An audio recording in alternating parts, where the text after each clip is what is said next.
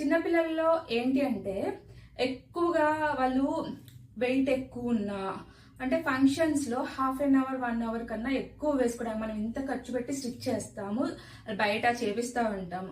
Functions లో వాళ్ళు ఎక్కువగా దాన్ని యూస్ చేయడానికి ఇష్టపడరు. 1 గంట హాఫ్ అన్ అవర్ అలా ఉంచేసుకుంటారు. ఆ తర్వాత దాని వెయిట్ వల్ల ఇంకా చిరాకు చేసేస్తా ఉంటారు. విప్పేయాలి, వేరే డ్రెస్ కాటన్ ఏదైనా వేసుకోవాలి.